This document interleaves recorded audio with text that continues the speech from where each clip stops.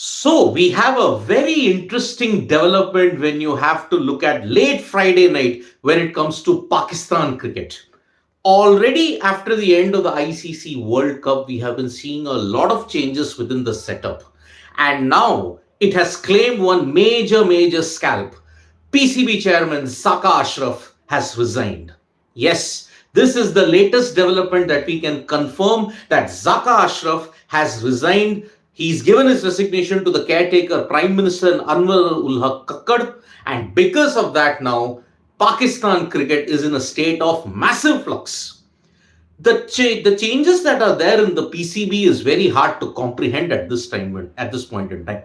Because remember, after the World Cup, certain coaching staff members were shown the door. Grant Bradburn was shown the door, Mickey Yadav was shown the door, and now just today morning, there has been a lot of speculation as to what will be the status of the director of cricket in Mohammad Hafiz. Now remember, Mohammad Hafiz was there as the director of cricket and he was given this contract on the basis there will be a long-term thing. But the Pakistan Sports Ministry has advised the PCB that no, hold on to the thought of finalizing Hafiz's contract. And that is the reason why he has been left in a limbo along with the likes of Saeed Ajmal at Umar Gul. Now, what has happened? This was just an inkling of what was going to come because Zaka Ashraf, under whom he took charge and Pakistan played two major tournaments, they failed. Zaka Ashraf was also in the news for all the things related to the World Cup build-up. I mean, he was the one who called India a Dushman Mulk. When asked about Pakistan wanting to play its best in the World Cup, he had called India a Dushman Mulk. Now, when Pakistan have failed miserably in the World Cup, as well as in the ongoing tours to Australia and New Zealand, the axe had to fall.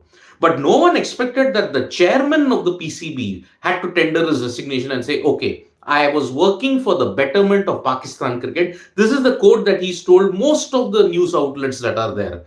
He said that I have been working for the betterment of Pakistan cricket, but in this kind of a situation, I just cannot work any further. And that is why he tendered his resignation. Now it remains to be seen who will become the new chairman of the PCB at this point in time.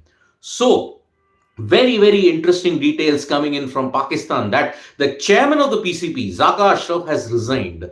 Now, what are the reasons behind this departure? That will be known in full detail in the coming hours. But Pakistan cricket, ever since the World Cup, there has been a major problem. Pakistan failed to qualify for the knockout stages. They also failed to win a single game in Australia. Now they are in danger of not winning a single game even in New Zealand because they have lost that 5-match series 4-0 with one more match to go tomorrow. But day after tomorrow, sorry. Pakistan cricket is in turmoil. And it's expected because in the build-up to the Asia Cup also, you saw the hybrid model scenario which threatened to spiral out of control. And because of that, the way how the PCB was managed, as well as all the other comments that were made prior to the World Cup, and also because during the World Cup, you had a very problematic situation.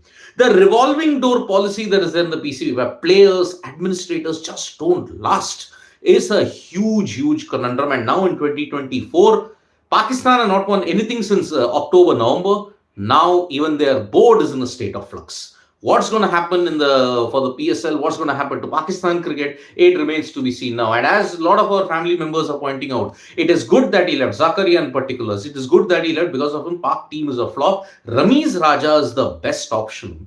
But again, remember, Ramiz Raja was there in the PCB, but he burnt his fingers and then he decided, no, I'm not going to be part of the PCB anymore.